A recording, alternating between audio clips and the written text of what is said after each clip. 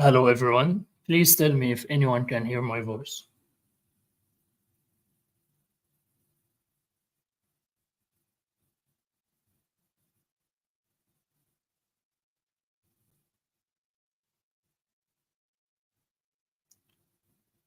Is my voice clear?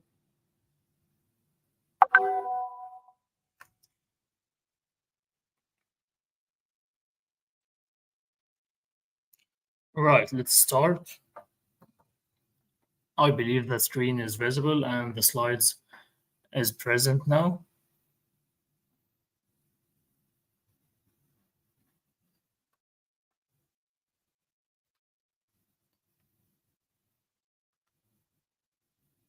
Right.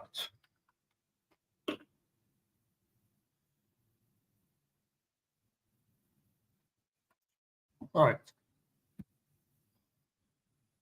Hello, everyone, and welcome to our second live session of our continuous series. So today we will talk about a common and dangerous technique that adversary use in their cyber attacks. We will talk about this technique details and how it arise, and then in the end of the session, we will make a quick demo of emulation that technique, and then we will learn together how to monitor and detect if this technique is being used in your host or in your environment. So let's start our session.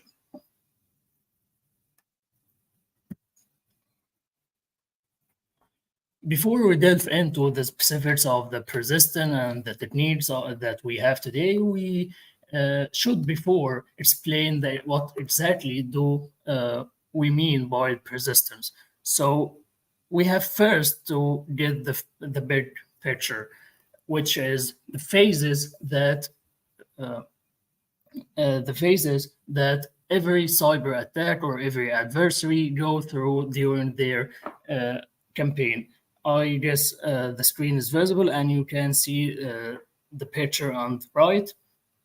So uh, uh, this is one of the framework that used to classify and define these phases that every cyber adversary go through their cyber attacks. And of course, understanding these phases is essential for blue teams in order to develop effective monitoring and defenses strategies.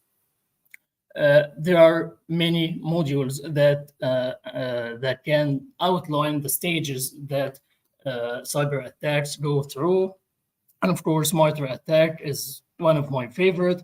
But due to our limited time, we will only focus on a one that is more high level model, which is the cyber kill chain. This the one that in the picture on the right. This is the cyber kill chain, which, as we said, uh, a framework or a model that, in a high level, address and outline all the phases that every adversary or attacker have to go through whenever they decide to compromise or launch an attack against organization. So as you can see in the first phase come the reconnaissance, and it's the first phase of every cyber attack. And most of the time, this is the one or the most important part of every campaign. So in this phase, our adversary is trying to gather as much information about the target, such as target's infrastructure, like servers, IP, applications the target use.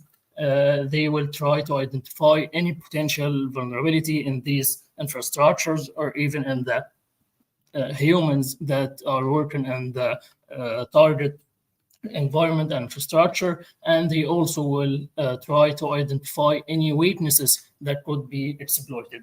So this is the reconnaissance phase, and once the attacker or the adversary is settled down on the or has the information they need to start the operation against the target, here come the second phase of their campaign, which is weaponization. And in this phase, the adversary move on to crafting and building their malicious payload, such as malwares, tools, exploits, even the phishing mails. All of these tools or all of these weapons that will be used in their campaign will be built on this specific phase based on all the information that the adversary gather about the target. And then in the phase three comes the delivery, with which the adversary will deliver the payload they craft and the tools they build. They will deliver all of these tools to the target, and they will start the campaign.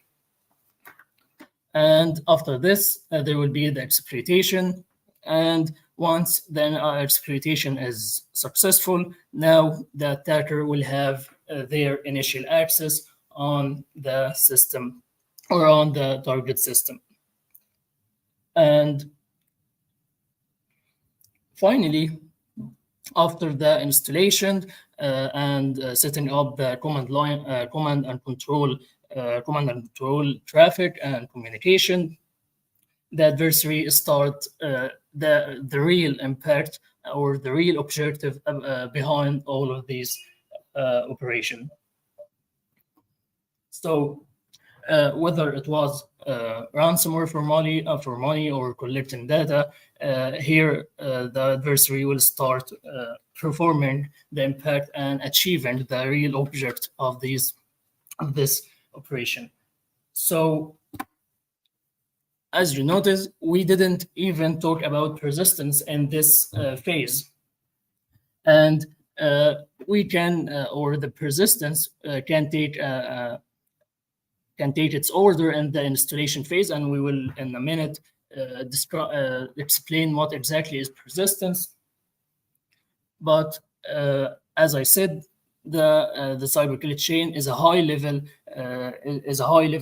model, and if anyone want a more detailed framework that outlined more phases and more technical details and more tactics that the adversary is using, you can refer to MITRE ATT&CK, which has a dedicated phase or a dedicated tactic for persistence. So what exactly is persistence? So persistence simply is when the attacker try to maintain their foothold. So when the adversary got their initial access to a system and start deploying their malwares and their tools and start expanding their intrusion into the target environment, they want to guarantee that their access will be maintained whatever will happen. So if the system, if they rely only on a malware that will run on the system, then if this system got restarted or even the power got off from the system, the malware will stop. So they don't want such things, and they always want their operation to continue across any restart or any change in credentials. So adversary will always try to maintain their foothold and maintain their access and deploy more backdoor to guarantee that they can return to the system in every case. And according to multiple cyber threat intelligence report, 3 out of the top 10 techniques that used by attackers are persistent techniques. And this is actually something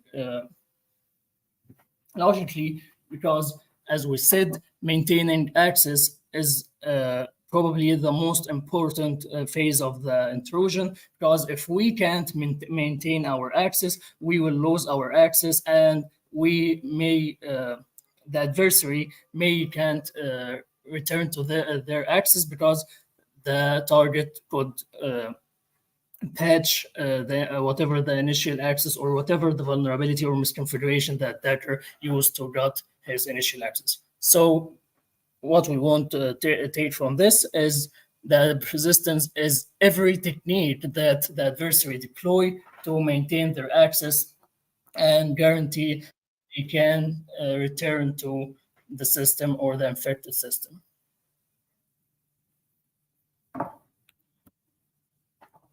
If we refer to monitor, as I said earlier, we will find dozens of techniques that adversary can deploy to to achieve the persistence, because persistence isn't a technique in itself.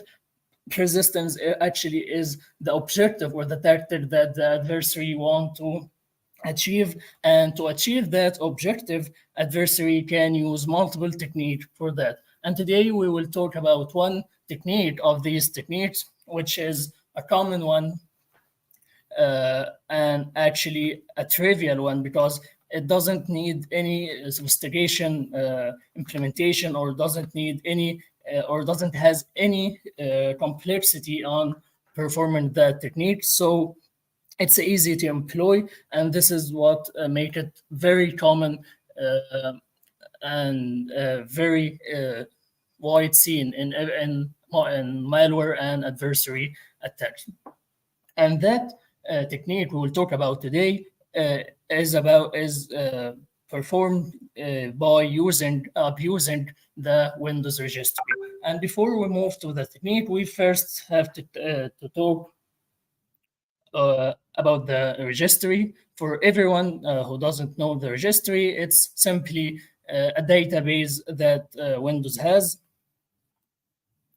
Uh, so Windows provide the developers and even the Windows service itself with the registry, which is a database that can be used by applications, whether it was a third-party applications by developers or the Windows applications itself.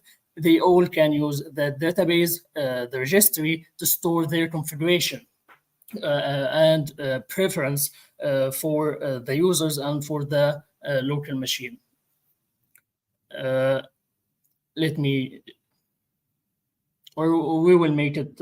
We will make a demo of the registry at the end of the live. So registry is simply a database that everyone on the Windows can use. And as we said, Windows application itself can use this database. And one of the Windows services that use this registry for is the run key. And run key, this key lists multiple applications that will be run every time the Windows got restarted. So whenever you start your Windows, whenever you start your Windows, there's certain application will be started with the Windows, and these application are listed in this key. So if the adversary can abuse that key and add their malware or their tool in this specific key, then the Windows, whenever it starts, will automatically start their malware, and that how the adversary will achieve the persistence, because as we said, the persistence is maintaining the access, and by starting the malware automatically whenever the Windows start, the malware can survive any restart or any outage of the system, and the adversary can then maintain their access. So let's start our demo, and I will show the Windows registry and how the adversary can perform such technique, and of course how can we monitor and detect the usage of this technique.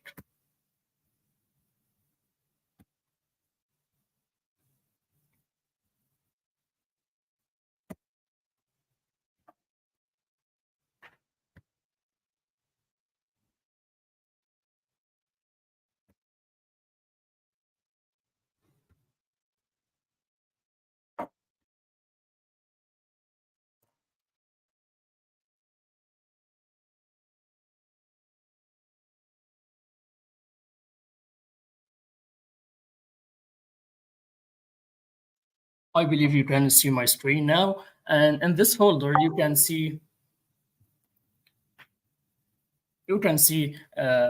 about a script here, which is a type of scripts that Windows can run. It's actually a simple script that, let me open it. It's simply a script that when it run, it will echo this word info set4tc to the screen, and then the script will out. It's only for the demonstration part, but of course, in a real scenario, this will be the malware that the adversary will use to infect the system. Of course, there are multiple ways to append this script to the run key that we talk about in order to make it start automatically whenever the Windows start. We will use the PowerShell, but I said there are multiple ways. The adversary can use the registry editor, which we will see in a minute. Also, the adversary can implement a specific or custom malware that will use the Windows API to make this task. So this task can be made using various techniques or ways. So I have this command. Let's explain this command, which is reg, will can be used to deal with the Windows registry, and this keyword or option add it as the name imply, it will add some value to the registry, and this is the path to the registry key we are talking about, the run key, and in the current user hive. And you can see that Windows registry structure is something similar to the system structure or file system structure. So it has the same structure and the same concept of folders and parent folders. So this will be the path or the key that will be our script will be added to, and this is the name of the value, info set4tc, and this is the type of the value, which will be strings. There you can use multiple types, and of course, this is the most important part. It's the path to our script. As I said, the script is nothing more than echo script, but in a real scenario, this will be a real malware. And we hit enter, and the operation completed successfully. So now this script is now listed in the list we talked about, and whenever this machine will be restarted, it will be the Windows will run this script. So how can we make sure this, or how can we investigate or search for something for this technique? We can use the registry editor. Let me start it again. Regedit or registry editor is a built-in Windows application that can be used to explore and make operation on the registry. As you can see, as I said, the registry has the same concept of the file system. It consists of multiple directory, and every directory has a directory within it, and you can explore or navigate through all the directories until you get your desired key. Now we want to we want to explore this path. So let me copy, and we will paste that path. And here you can see this is the list of the programs that will be automatically start whenever the Windows start. I have here the Teams program, the download manager, the OneDrive, Process Hacker, and Microsoft Edge. It's all a legit program that by default start when the Windows start. But here I have non-legitimate process that or key that named info set4tc, and if I if I look at the past, I have a weird randomly generated name of a bad script that will start whenever the Windows start. So this is how I can use the registry edit to check the list. And of course, if I find any a malicious or suspiciously named or suspiciously placed application in this list, I have to investigate of this application, because it could be a malware that using this list to maintain persistence to the system. So this is how can this technique can be employed and how can be investigated. Also, there's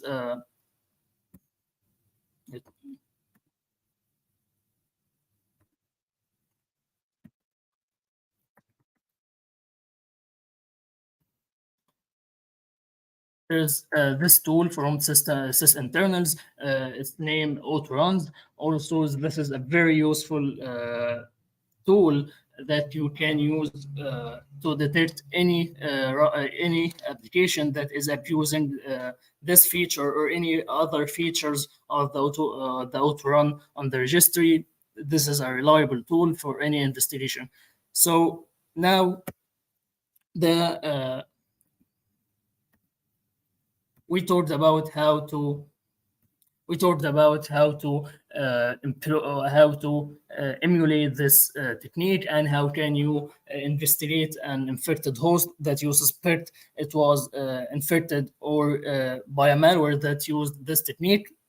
The remaining thing is to talk about the how to monitor or to detect this technique, and of course we can rely on the Windows events. We have this Windows event 4657. This Windows event will be logged whenever any application on the Windows used the add a registry value or modify a registry value or even removed value. So if we want to monitor it, we should monitor for this event, and of course we will look for its data for any the run key or any similar key that have the same operation or the same function.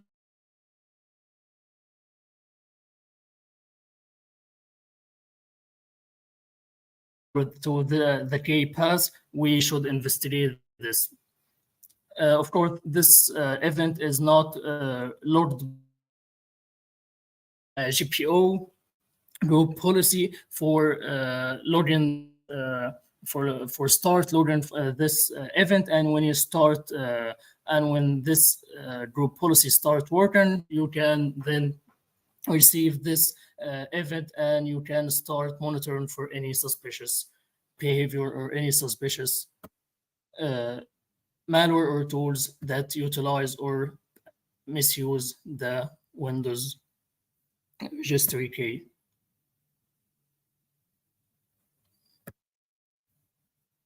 So let's back to our. And now, if anyone has any question related to this technique or persistence, please, I would be happy to answer your questions.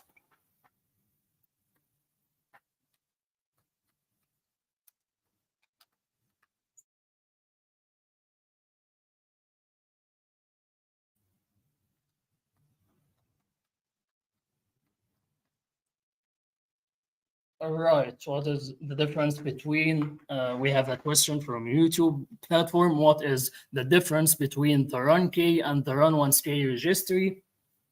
Actually, the run key will guarantee that the program listed on it will be run every time the Windows start.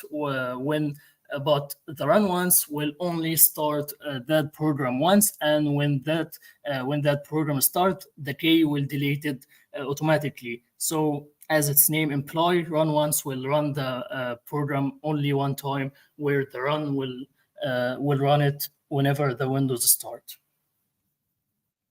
And of course, the RNK will be a preferred solution or option for adversary that want to maintain their access for as much time as they want. You're welcome. Any other question?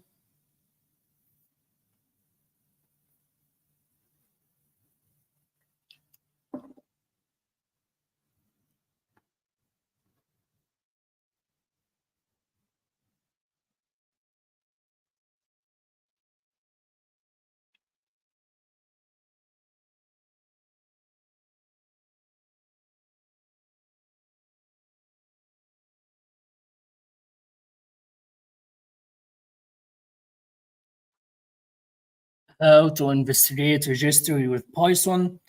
Uh, you can use Python to make a script, a tiny script that will search in a certain paths in the registry and looking uh, for any the case or for any values that is suspicious to you. If that's your question.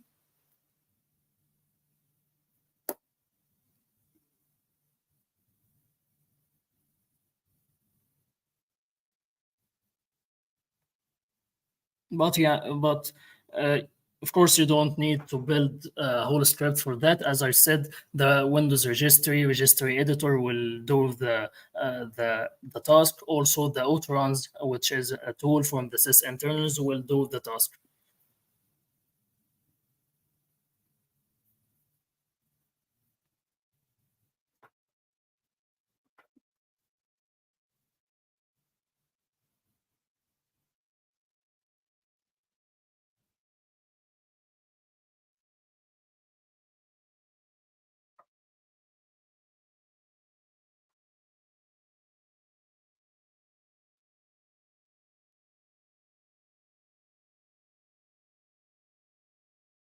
We still have a minute in this live session. So if anyone has any question, how do you investigate? Actually, the question isn't clear. How do you investigate what you want to investigate? Whether there's a suspicious program in the key. As I said, you can use the register and explore the list of the key of the program that is listed in the run key, and then you can see whether it's suspicious or legitimate applications. That's what I understand from your question. If you mean something else, please tell me in the comments.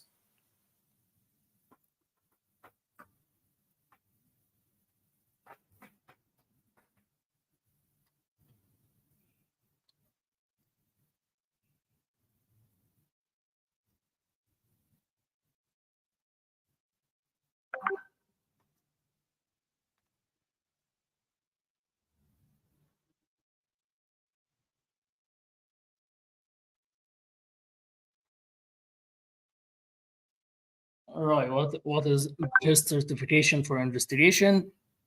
I think the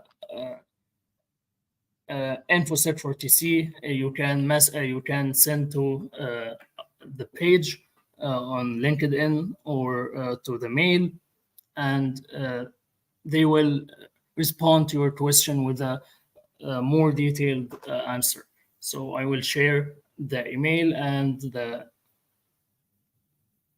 the LinkedIn page, and you can ask for anything about the certifications and the programs and workshops on the platform.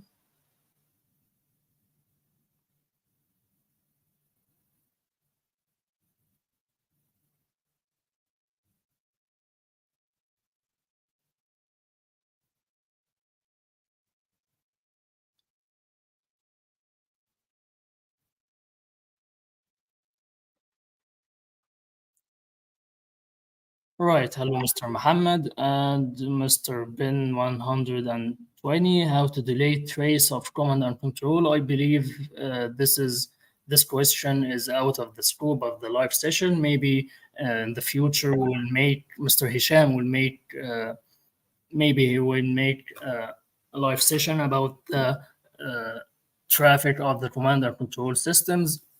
So please stay tuned for the upcoming series. live sessions.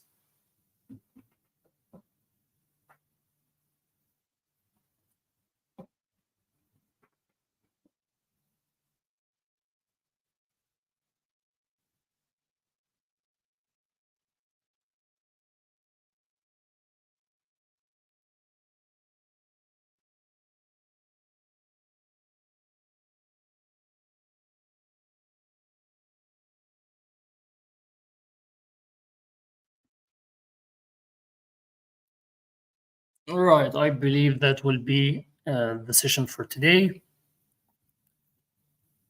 And in the next week, Mr. Hisham will be the host of this session, and he will present a new topic in Red Team. So please stay tuned. And if there are any questions about the certifications or about the workshop, you can directly send to the InfoSec 40C page, whether uh, on the LinkedIn. So thank you all for your time and see you in the next week.